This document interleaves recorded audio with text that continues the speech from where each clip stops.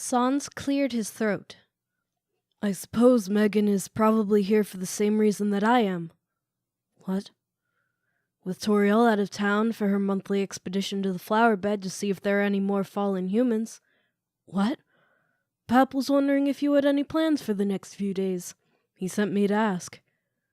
Frisk blinked, totally confused, her brain attempting to take in what was going on around her.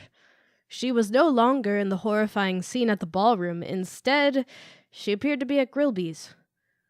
She looked down and noticed that she was indeed carrying the platter and wearing roller skates. Then she realized that both Sans and Megan were staring at her, with confused expressions on their faces. Nothing. Yes, I mean, yeah, of course, thank you. Frisk had to think quickly, but with everything going on in her head at the moment, it wasn't turning out very well. A reset. This was definitely a reset. But she hadn't died. And she most certainly hadn't activated the reset panel, which meant that somebody else had her power now. How in the world had they gotten their hands on it? Come to think of it, she had absolutely no idea how she'd gotten her hands on it either. How did that power even work? She shook her head to clear it of the thoughts. There would be time enough for that later. For now, Sans and Megan were staring at her with concern clearly notable in their eyes. Gotta go. Setting the platter down on an empty table and slipping out of her roller skates, Frisk bolted for the door. Sorry, guys. Hey, Grillby called out of the kitchen. Where do you think you're going? Break, Frisk replied simply as she put on her shoes and slipped out of the door. As soon as the door closed behind her, Frisk headed for the tree where she had seen the shoe the day before. Well, technically it would be later that day, but whatever. The storm hadn't started yet, so the temperature was typical for Snowdin.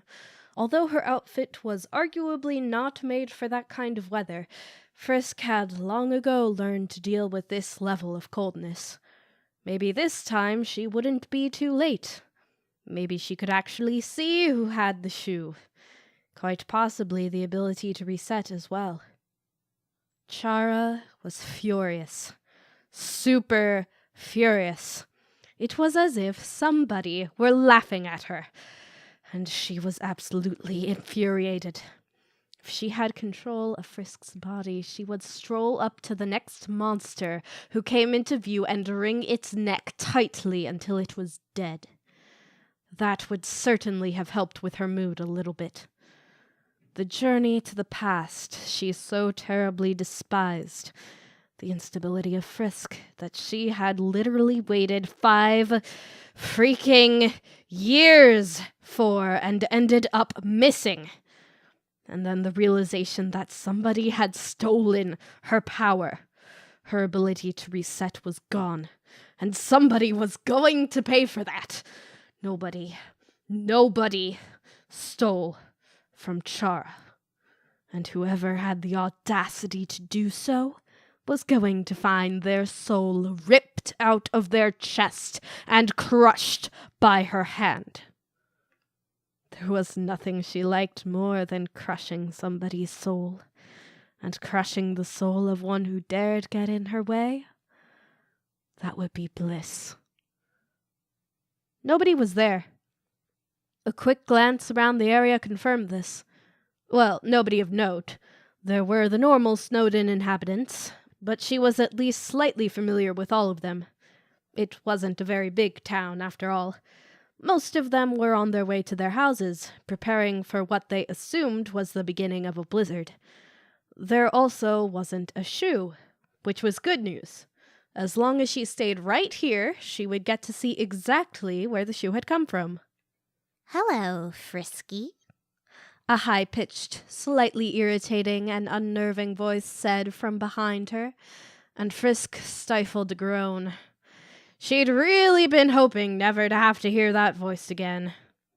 Been a while, hasn't it? I came to check in after what just happened and see how you were doing. After all, that wasn't you, was it? That reset.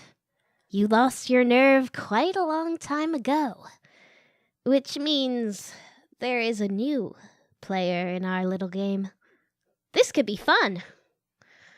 There was now a smirking sunflower in the shade of the tree. There was a time when meeting Flowey would have scared her. Heck, there was a time or two when he had terrified her. But she'd killed him so many times now that he had been lowered from the position of terrifying antagonist to annoying side boss that didn't know when to quit. Frisk rolled her eyes at him and crossed her arms. No, it wasn't me. When was the shoe going to get here? Was Flowey still going to be here when it did? That would be quite annoying. Unless Flowey had already taken it. Have you seen a shoe with a check mark on the side? It's from the surface. I didn't get to check it out last time and thought now would be a great time to do so. She said it impatiently, basically letting him know that she had more important things to do than deal with him. Cocky, aren't ya? Flowey said, and Frisk gave him a second look. He spoke so confidently, and with so much authority. It was quite odd when considering that the last time she had seen him was in the genocide run, when he was fleeing from her in pure terror. This was rather bizarre. You really are a stupid human, ain't ya? He paused for effect. I feel that it is my duty to remind you that I have killed you at least 10 times more often than you have killed me.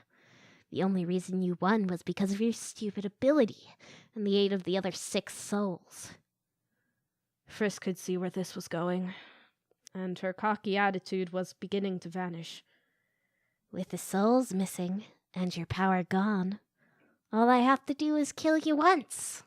He locked eyes with Frisk and smiled in an eerie victory smile.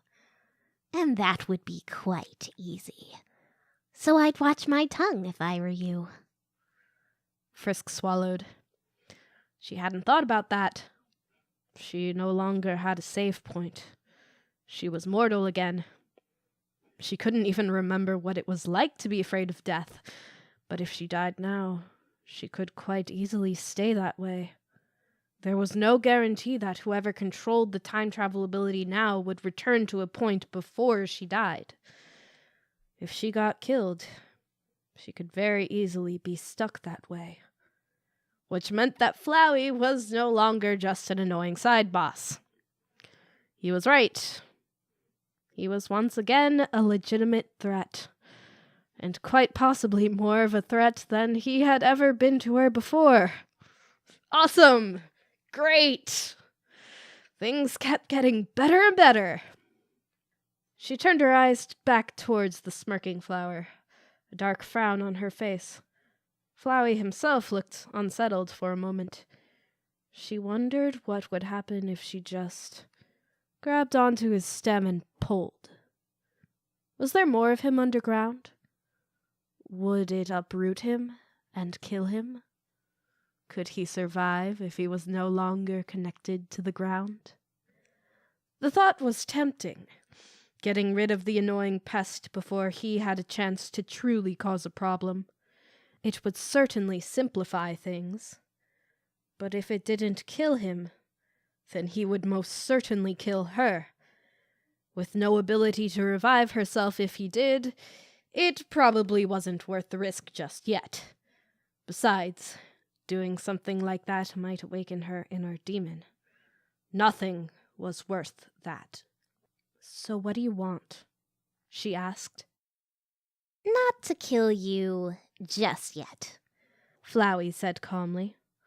Notice how we aren't in the void? Though it does sound like fun. I would actually get to keep your soul this time around.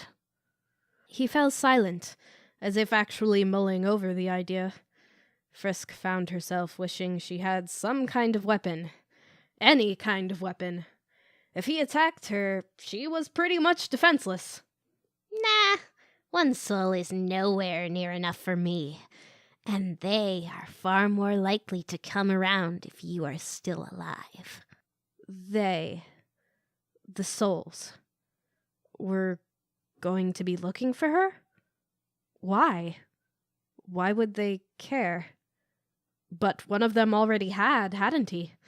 Yellow had showed up in that weird, whatever that place had been, which meant that there was something to what Flowey was saying. Actually, now that she thought about it, Yellow had said something similar, hadn't he?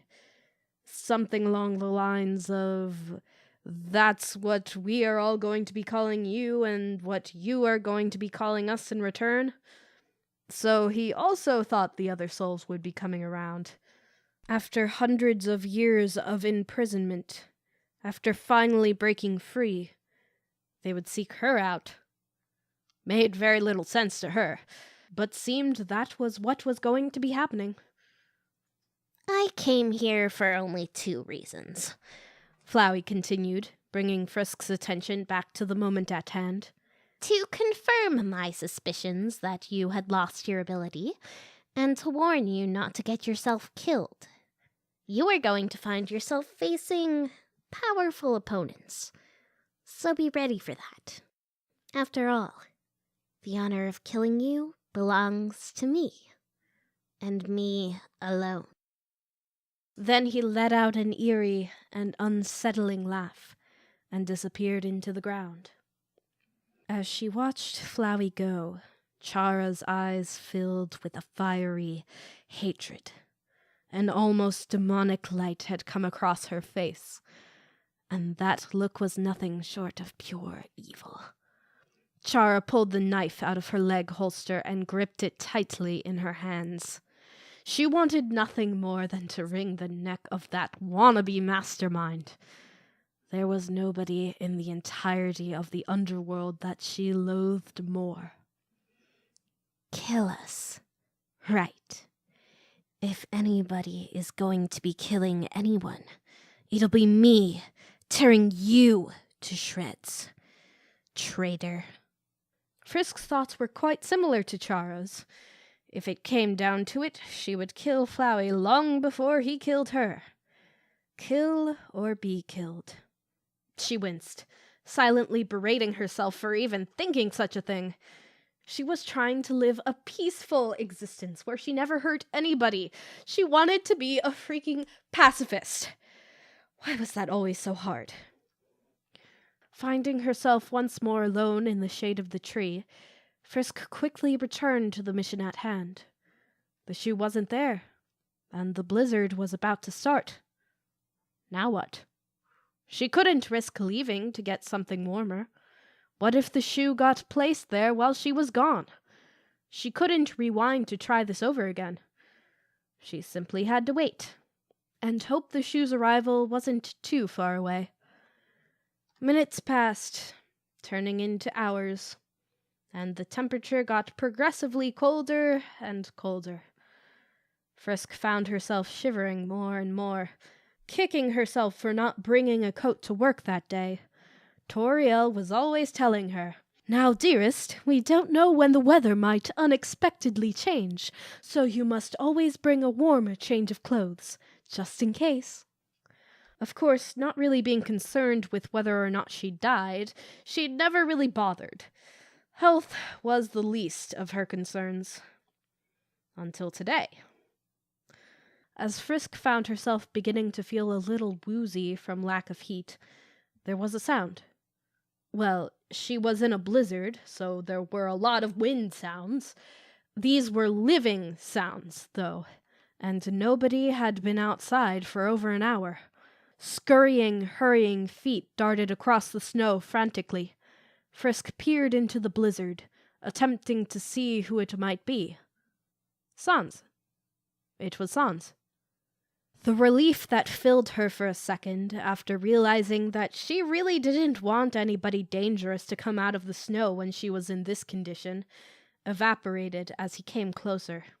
This was not the normal Sans she was used to. No. This was the blue-eyed, hell is about to get a little bit fuller, rip your soul out and crush it between my fingers, Sans. In one hand, he held onto a Nike shoe. He looked as if he was about to toss it under the tree, but stopped when he noticed Frisk standing there. Instantly, his demeanor changed back to his typical, friendly, laughing prankster self. He tossed the shoe behind his back and started walking directly towards Frisk. Her mind was messed up from the cold, and as such she didn't have the strength to keep her fears or memories under control. She'd hoped never to see him like that again. He'd killed her so many times, counted them out as he did so. Did he still remember that? Was he coming to end her once and for all? Sans, the shoe. Her words came out slurred, due to her tongue and brain being a little frozen. "You'll catch a cold," were the first words he said as he stopped next to her. Those were the last words she'd been expecting to hear come out of his mouth. He quickly slipped out of his coat and slid it around Frisk's shoulders. "Geez, Frisk, this is a rather cold place to be chilling." Then he glanced back at the shoe in the snowbank. "It's not yours, so you're cool," he said dismissively. He took Frisk's hand and said, "You are coming to my house and getting warmed up. You are acting way too cold right now." He winked as he said this, and promptly began leading her towards his house. Frisk found herself relaxing a bit on the trip home. There was just something about the corny jokes and prankster smile that Sans had that relaxed her, despite her knowing it was a facade. It was a facade he tended to wear when things weren't too serious, so it made her feel safe. It didn't take long for them to arrive at the house, but Sans's coat was warm, and Frisk was beginning to fall asleep. So, when they arrived, before she opened the door, Frisk turned to Sans. "Thanks, Sans," she said, cracking in a smile. "I was on thin ice out there." She punctuated the pun with a wink, and he chuckled in return. "No, but actually, what were you doing with that sneaker from the surface?" Sans opened his mouth, as if to say something, and then closed it. Frisk refused to move without getting some kind of answer, so the two of them simply stood there and looked at one another. After a few minutes, Sans began. "Frisk, look." But before he had the chance to say anything more, the door to the house flew open violently and— "Are the two of you going to stand out there talking all day long? The great Papyrus has already set the table in the way that only he can. Awesomely!" As the door swung the rest of the way open, Sans and Frisk could see that the table had indeed been set for three. Sans looked bewildered, staring blankly at the table and blinking a couple of times. "Papyrus," he said slowly. "You set the table for Frisk?" "Of course!" Papyrus bellowed, looking slightly affronted at Sans's question. What kind of a host would the great Papyrus be if he hadn't set a spot at the table for the guests that he invited? Sans glanced between Papyrus and Frisk. Papyrus and Frisk. Papyrus and Frisk. Then he took his coat, walked right past them, up the stairs, into his room, closed the door, and locked it behind him. Welp, there he went. Frisk watched Sans' departure with a bit of curiosity. Maybe he simply didn't want to deal with the time travel weirdness at the moment. Maybe he didn't want to talk to her about the shoe. Or maybe he wanted to continue whatever it was that she had interrupted. Whichever was the case, he was now out of reach. It had taken quite a while to realize it, but she didn't even think Sans could hear what was going on outside of his room most of the time. Papyrus had described it as another world more than once, and she was pretty sure he was more accurate than even he knew. The door would never open unless Sans wanted it to open, though arguably it could still be knocked down. She'd seen Megan threaten that a couple of times, but Sans had never given her the opportunity to test out the theory. As for Papyrus, he'd always had the odd ability to remember most, if not all, of what happened before the time jump. He just didn't seem to be able to comprehend exactly what had happened. Likely he remembered that she had told him he invited her over, and that had translated into this time him actually thinking he had done so. That's how these time travel things tended to work with him. "Hey, Papyrus," Frisk said, looking up at him with a smile and waving her hand. "How's it going?" As tempting as sleeping was, Frisk realized that given the choice, she'd rather be hanging out with Papyrus at the moment. Papyrus was looking out the door at the snowstorm, looking slightly forlorn. "The puzzles are all going to get buried by the extra snow. The Snowdin guards are going to have to rebuild all of them." Then his smile quickly returned, and he shrugged off the gloom. "Oh well, the great Papyrus will just have to make them better than ever. Disappointments bring possibilities." Then he sat down in one of the chairs and began to eat his spaghetti. Chara watched all of this with a raised eyebrow, not even attempting to hide her annoyance. Far be it from her to compliment her enemy, but Frisk had always been such a smart girl. Why she enjoyed being around Papyrus so much had always bewildered her. Even back when she was alive, she'd never spent much time around the guy. She'd been with Sans almost non-stop. She winced at the memory. Sans. Another monster who had betrayed her. "Yeah, okay," Frisk said, distracted once again. Her mind had started to wander. Maybe it wasn't too late after all. If she went with Papyrus to the movies, found the light, and went wherever it was again, maybe she could go to Chara's room this time and find out what it was that she was supposed to have seen. Maybe she could also find out who this new player was. Perhaps that was what Gaster had been trying to show her. And this time maybe she would be able to convince Papyrus to come with her. First, she needed a weapon, though. Flowey's words were kind of getting to her. You are going to find yourself facing powerful opponents, so be ready for that. At the moment, she was not ready. She needed a weapon, and she needed some armor. All she had at her house was the toy knife from her room back in the ruins. Nobody knew she'd held on to it, and she wasn't sure herself why she'd done it. Perhaps it was because she always figured a time would come when she would need to fight again. Well, it had. Time to go pick it up. "I'm gonna go get something from my house, okay?" she said, opening the door. "Wait!" the great Papyrus called, quickly picking up his plate and dumping the rest of the spaghetti into his mouth. Swallowing it, he stood to his feet and strode over to her. What kind of a gentleman would the great Papyrus be if he let a beautiful young woman roam Snowdin alone at night in the middle of a blizzard? Frisk blushed at the compliment. "I'm coming with you," Papyrus proclaimed. Frisk considered rejecting the proposal. As much as she did want to be around Papyrus, how would he respond when she picked up the toy dagger?